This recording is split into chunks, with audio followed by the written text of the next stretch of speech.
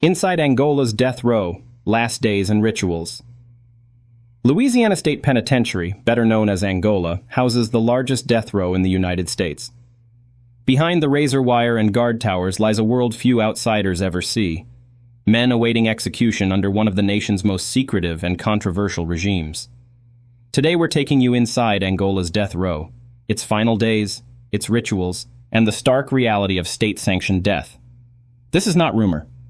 Every detail you hear comes from court filings, state records, or on-the-record journalism. Before we dive into today's powerful story, don't forget to hit that like button and subscribe for more gripping tales. Your support helps us keep sharing these stories, and we wouldn't want you to miss any of the action. Now, let's get started. The prison at Angola.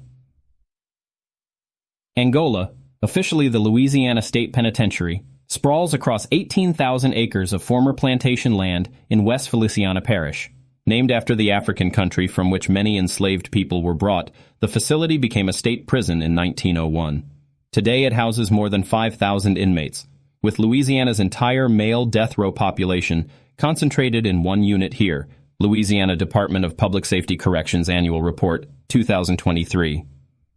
Journalists such as Wilbert Rideau, a former inmate turned editor of the Angolite magazine, have long documented the prison's harsh conditions and the isolation of condemned men. Rideau, In the Place of Justice, 2010, where death row is housed. Louisiana's death row sits inside CCR, closed cell restriction at Angola. According to the Louisiana Capital Punishment Center, 2022, the unit contains tiered rows of single cells, roughly 6 by 9 feet, each with a steel bunk, stainless steel combination sink/toilet, and a narrow slot for food trays. Inmates spend 23 hours per day in isolation. Human Rights Watch reported in 2019 that men on death row here rarely have contact visits and often experience sensory deprivation due to limited recreation time and constant cell lighting. Unlike some states, Louisiana does not offer a separate death watch unit until just days before execution. Condemned prisoners remain in CCR until moved to the execution chamber at the Louisiana Correctional Institute for Women, LCIW, in St. Gabriel. Department of Corrections Execution Protocol, 2018. Daily life under sentence of death. Each day on Angola's death row begins at 5:30 a.m., with a head count and breakfast passed through the door slot. According to affidavits filed in Jones v. Louisiana Doc, 2016, inmates may shower 3 times per week under guard escort and are permitted 1 hour of solitary outdoor exercise in a fenced yard, weather permitting. Visits from attorneys or clergy occur through thick glass with phones, not direct contact. Louisiana DOC Visitation Policy, 2021. Some prisoners keep journals or artwork to cope, though materials are restricted. Mental health care is provided, but court filings and the Angolite have reported long wait times and minimal therapy. The monotonous routine reinforces a sense of suspended time until legal appeals conclude. Appeals and the long wait. Most men sent to Angola's death row remain there for decades as their cases wind through appeals. According to the Louisiana Public Defender Board 2022 report, the average time between a death sentence and execution in Louisiana has exceeded 17 years.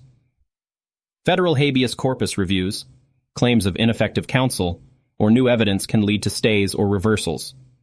For example, Glenn Ford spent nearly 30 years on Angola's death row before being exonerated in 2014. New York Times, 2014. These long waits mean that many inmates die of natural causes before their sentences are carried out. Louisiana has executed only 2 people since 2002, reflecting this drawn-out process. Louisiana Department of Corrections, Execution Statistics 2023. Spiritual counseling and final confessions. Religious ministry has a long history at Angola. The prison hosts one of the largest inmate-run churches in the U.S. and a theological seminary operated by New Orleans Baptist Theological Seminary, NOBTS Annual Report, 2020. Death row inmates may request visits from clergy of any faith, though always behind glass. In the days leading up to an execution, chaplains offer last rites or prayer. According to state policy, Louisiana DOC Execution Protocol 2018, A spiritual advisor chosen by the inmate may accompany them into the execution chamber and stand nearby during the lethal injection. This access has been the subject of litigation, with the U.S. Supreme Court affirming in Ramirez v. Collier, 2022, that condemned prisoners have a right to audible prayer and touch from their clergy at the time of death. Death watch procedures. Louisiana does not maintain a permanent death watch cell at Angola. Instead, once an execution date is set, the condemned is transferred a few days beforehand to the execution holding area at the Louisiana Correctional Institute for Women, LCIW, in St. Gabriel, where the state's death chamber is located. Louisiana DOC Execution Protocol, 2018. Here, under 24-hour supervision, the prisoner is allowed special phone calls and may meet with legal counsel or spiritual advisors in a more private setting. Items like a Bible, photographs, or letters may be taken along. Security tightens. A dedicated team guards the prisoner, and meals and movements are logged in detail. Human Rights Watch noted in 2019 that Louisiana's protocol provides less time in the holding cell than some states, which keep prisoners under death watch for weeks. The last meal tradition. Louisiana follows a standard meal policy rather than unlimited choice. According to the DOC Execution Protocol 2018, the warden may approve a final meal of the inmate's choosing within budgetary and availability limits, but in practice, it is often a modest version of regular prison fare. Local media have documented a few cases. Gerald Bordelon, executed in 2010, declined a special meal. Others have requested fried fish or hamburgers. Baton Rouge Advocate, 2010. Unlike in Texas, where the last meal tradition was ended in 2011, Louisiana still permits requests but keeps them low profile. If an inmate refuses food, a standard tray is offered until the time of execution. Family and media access. Louisiana limits who may witness an execution. By statute, up to 2 family members of the condemned, 2 family members of the victim, credentialed journalists, and designated officials may be present. Louisiana Revised Statutes, 115.569, updated 2019. However, condemned prisoners at Angola can communicate with family by phone and visits up to the transfer date. In the final 24 hours at LCIW, visits are often extended but remain non-contact. Journalists must apply in advance and may be denied. The state does not permit live broadcasts, and only official witnesses may describe the procedure afterward. This policy reflects Louisiana's historically secretive approach, criticized by groups like the ACLU of Louisiana for lack of transparency. ACLU of Louisiana Report, 2020. The execution chamber layout. Louisiana's execution chamber is not at Angola, but at the Louisiana Correctional Institute for Women, LCIW, in St. Gabriel. The chamber is a small, square room with off-white walls and a gurney at its center. Adjacent rooms house IV preparation, witness seating, and media viewing. Photographs obtained by the advocate in 2014 show a sterile environment similar to a medical clinic, with a microphone and phone line to the governor's office for last-minute stays. According to the Louisiana DOC Execution Protocol, 2018, the chamber is inspected before each use, and a log documents each step. This layout differs from states like Texas or Florida, where executions occur in larger, more publicized spaces. The Lethal Injection Protocol. Louisiana currently uses lethal injection as its sole execution method, but it has faced ongoing drug shortages. According to court filings in Jordan v. LeBlanc, U.S. District Court 2019, the state has been unable to obtain the standard 3-drug cocktail since 2010. The official protocol still lists sodium thiopental, pancuronium bromide, and potassium chloride, but the DOC has acknowledged in legislative hearings that it lacks a supplier. As a result, no executions have occurred since 2010. When the procedure is carried out, the condemned is strapped to the gurney, IV lines inserted, and a curtain drawn to admit witnesses only once all is ready. Louisiana DOC Protocol, 2018. A warden gives the signal to begin after confirming with the governor's office. Last words and final statements. Louisiana allows condemned prisoners to make a brief final statement. According to the DOC, Execution Protocol, 2018, the statement must be under 2 minutes and may be written or spoken. Witnesses have reported a wide range of last words, from apologies to proclamations of innocence. For example, Gerald Bourdillon, executed in 2010, waived his appeals and offered no last words. Baton Rouge Advocate, 2010. Others have used the time to thank family or clergy. The warden reads any prepared statement if the inmate is unable or unwilling. Media witnesses may quote these words, but cannot record audio or video. This rule mirrors many states, but contrasts with the more open policies in places like Ohio. Pronouncement and documentation. Once the drugs are administered, Louisiana's protocol instructs medical personnel to monitor vital signs until the inmate is declared dead. The warden announces the time of death, and an official pronouncement is entered into the log. Louisiana Doc Execution Protocol 2018. Witnesses are then escorted out, and the body is released to the coroner for autopsy. State law requires a detailed post-execution report to be filed with the governor's office and kept in DOC records. According to a 2019 Times-Picayune review, these reports are rarely made public, fueling criticism from transparency advocates. Families may claim the body for burial. If unclaimed, it is interred in the prison cemetery at Angola, known as Point Lookout 2, psychological toll on the condemned.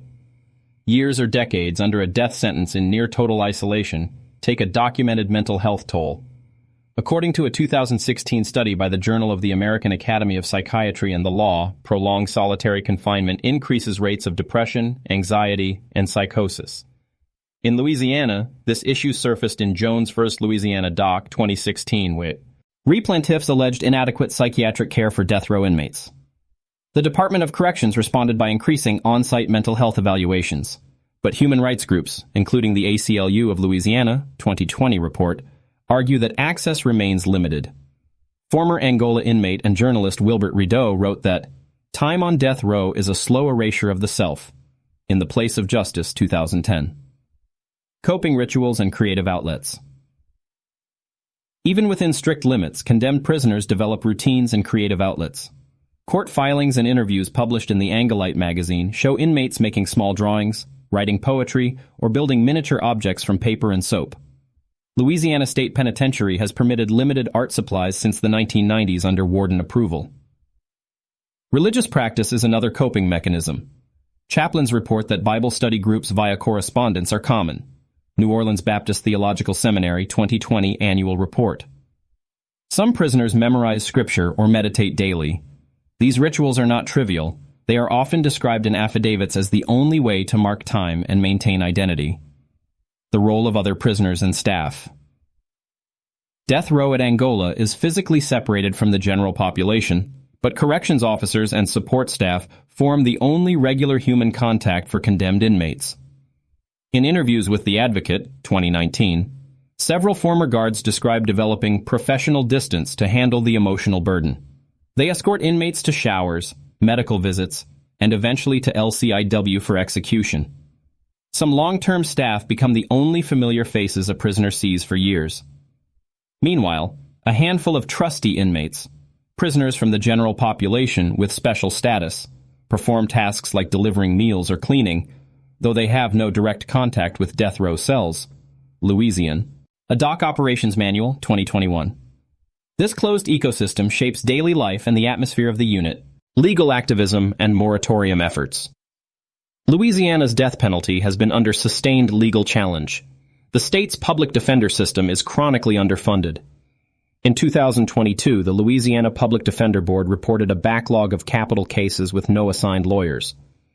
Advocacy groups such as the Promise of Justice Initiative file lawsuits alleging unconstitutional conditions on death row. Jones v. Louisiana Doc, 2016. Jordan v. LeBlanc, 2019. In 2023, Governor John Bell Edwards called for the legislature to consider clemency for all 57 death row inmates, citing moral and fiscal concerns. Louisiana Illuminator, 2023. These developments have effectively created a de facto moratorium. No executions have been carried out since 2010, and several death sentences have been commuted to life without parole. Point Lookout 2 Cemetery. When a condemned prisoner dies of natural causes or is executed and no family claims the body, Angola buries them at Point Lookout 2, a cemetery inside the prison grounds. According to the Louisiana Department of Corrections, 2023 Facilities Overview. The cemetery has simple white wooden or metal crosses with numbers instead of names for many graves. Inmate volunteers dig graves and conduct simple services. The practice dates back to the early 20th century when Angola transitioned from plantation to state prison. Former Warden Burl Kane told the Times-Picayune, 2015, that the cemetery is a reminder of redemption and finality. The burial ground sits near the Mississippi River levee and is visible from the road used to bring visitors into the prison. Stories of exoneration. Angola's death row has seen multiple exonerations, illustrating flaws in Louisiana's capital system. The most prominent is Glenn Ford, who spent nearly 30 years under a death sentence for a Shreveport murder he did not commit. In 2014, prosecutors acknowledged he had been wrongfully convicted. New York Times, 2014. Another, Damon Thibodeau, spent 15 years on death row before DNA evidence exonerated him in 2012. Innocence Project, 2012. These cases highlight issues such as inadequate defense, prosecutorial misconduct, and unreliable witness testimony. Ford died of cancer in 2015 shortly after release, receiving no compensation at first due to a Louisiana statute that restricted payouts, later amended. These stories fuel ongoing debates about the death penalty's fairness and finality. Angola, in the national context. Louisiana's death row conditions and execution records stand out nationally.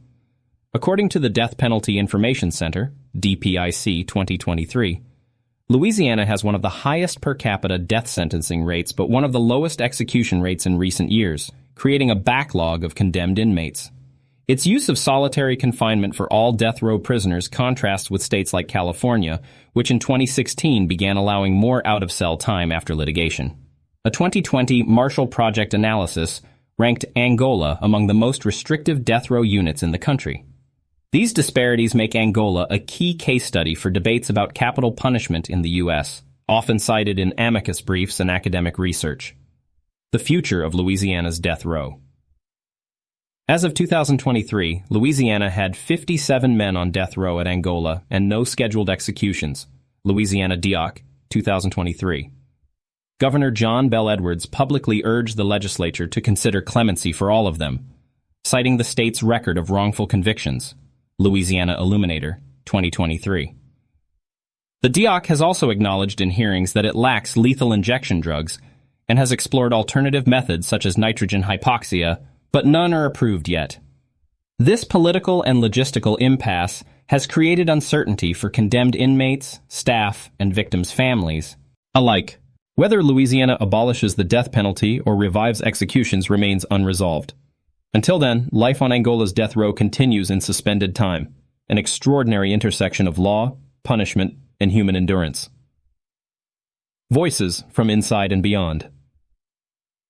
Former Angola staff, chaplains, and exonerated inmates offer rare glimpses into life under sentence of death. In interviews compiled by the Angolite magazine and the Louisiana Endowment for the Humanities Oral History Project, 2019, guards describe the emotional toll of escorting condemned men to showers and eventually to the execution site. Chaplains recount last prayers whispered through the bars. Exonerated prisoners like Damon Thibodeau have spoken publicly about the psychological scars of decades in solitary confinement. Innocence Project, 2012. These voices reveal that Angola's death row is not only a legal mechanism, but a human environment. One where every actor, from inmates to staff, navigates moral and emotional terrain few outsiders ever experience. Thank you for watching Inside Angola's Death Row, Last Days and Rituals. Every fact you've heard is drawn from court records, official reports, and on-the-record journalism. If you found this deep dive valuable, please like, subscribe, and share to support more factual, in-depth reporting on prisons and justice. Your engagement helps bring transparency to places the public rarely sees.